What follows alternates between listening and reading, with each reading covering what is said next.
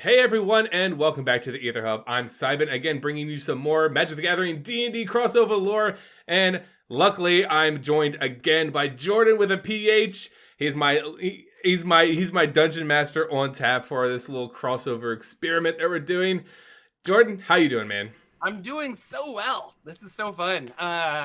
Lots of fun comments from our last video. People were like, "It's the crossover we deserve," and it was just fun. I loved it. Yeah, I loved it. So if you guys like this content, make sure you comment down below. It goes a long way in supporting us and letting us know you guys like this stuff as much as we do, because we're having a lot of fun in these discussions right now.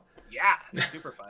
But today we're going to be talking about Magic the Gathering's Planeswalkers that they're bringing in from D&D. These are characters from Dungeons & Dragons 5th edition and other editions that have a lot of extensive history and lore to them. And I thought, who better to go over these characters' lore than someone who's well steeped in all that stuff? Jordan here, he was the first one to come to mind. Luckily, he could come on here, and he's going to teach us all a little bit about the Planeswalkers found in Adventures in the Forgotten Realms today. Now, let's move on to a character that I kind of had a loose idea of at least a few of these characters just from, being around D&D players. Bahamut and Loth, I've heard before, but this one I have no idea about. This is Zariel, the Archduke of Avernus. Now, just fill me in. Who is this? So Zariel is an Archduke of Avernus, which makes her basically like a general. Okay. And she's controlling or coordinating rather the devils that are attacking the demons. So in D&D lore, there's something we call the Blood War. And the Blood War is right next to each other. The nine, like on that great wheel of the Great Wheel cosmology. Mm-hmm. The 9 hells is here. And that would be lawful evil creatures, which are devils. Yeah. And then on the other side of that is the abyss, which is chaotic evil creatures, which are demons.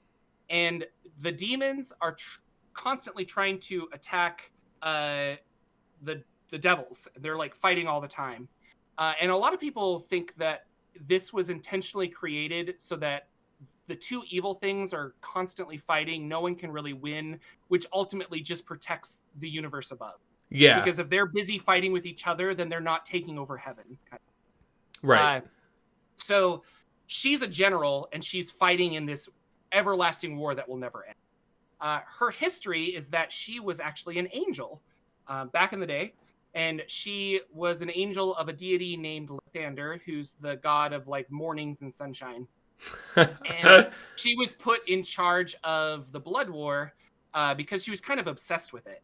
Okay. And in her mind, she was like, I think if just give me like all of your god powers. We'll get all the gods together. So she went to Lathander and was like, give me all your god power. Give me a whole horde of angels. Give me, all this stuff. I'll go down and we'll end this. Like, she's like, we can just destroy all the devils. We'll go to the abyss. We'll destroy all of that. But the rest of the gods were like, no, this is kind of how it is. And we're going to let them keep fighting each other. Yeah, why mess with a good thing, right? Like, what? Yeah. But she hated it because it was just like evil was not being taken care of. And she didn't like that. Okay. So the problems is with angels is they're lawful good. So it's very important that you follow the orders that you're. Mm-hmm. And she went against those orders. She was told not to interfere with the Blood War, but she went against those, and she went to Faerun and found a bunch of humans and was like, hey, I'm an angel of God, or I'm an angel of Lathander. We're going to go to hell, and we're going to like kick demons' butts. Who's with me? And they're like, yeah. And so these regular mortals followed her into hell to fight a bunch of demons. Yeah. And they became known as the Hell Riders. Those that came back, but a lot of them didn't because they're just human people that were fighting devils and demons. Yeah. So she nearly died. And while she's in the first level of hell, so there's 9 levels of hell. The first one is Avernus. Another cool piece of mythology is that Tiamat lives there. Tiamat was banished a long time ago and also lives on the first level of Avernus, but kind of has her own thing, and she doesn't interfere with a lot of the other people. Yeah. But so Zariel was dying, and Asmodeus, who is the Lord of the 9 Hells, he came to her and was like, you can't go back to heaven because you disobeyed a direct order. But if you want to keep fighting, I'll give you legion after legion of devils, and you can be my Archduke, you can be my general of Avernus, and you'll control all of these devils, and you can attack the demons and things like that. So they kind of they reached a compromise, and with that, she changed from being an angel to a devil. So she's now a devil that rules there. She's got a really cool, awesome sword, and she lost her hand in the first fight, and so they replaced it with like a flail. So now she's got like a flail arm and a... Yeah. As depicted on the art for her card, I was wondering, I was going to ask, like, is she holding it or is it just her hand? It's like just her hand now. She's Gotcha. Ash from The Evil Dead with a chainsaw hand. Okay, that's cool. I love that. So that's great. It answers a lot of my questions because obviously, like, it has the art. She has angel wings. I was wondering, like, what is her connection to devils because she summons devils on her card itself. So yeah, okay, so great stuff. In fact, I actually, as you were describing it, I was like, I remember watching a video from you a long time ago describing this endless war between demons and devils. And I was always thinking to myself, I was like, I mean, they're evil, but I guess chaos, evil, law is better. They think they're better than the chaotic evil. Like, it's all a bunch of mess. But yeah, the lore is, I don't know. I love the Nine Hells, and I think it's really interesting, the lore, because Asmodeus was also an angel who was put in charge of the Blood War, and he was like, hey, we need so gods get their power from worshippers. Yeah. The more worshippers I have, the more powerful I am, but angels don't.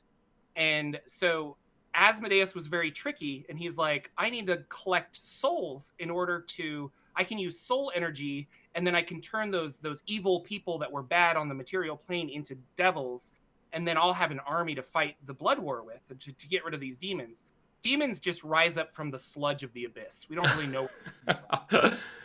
Demon, it goes back to the abyss. Gotcha. Again, and so it literally is a never-ending. Okay.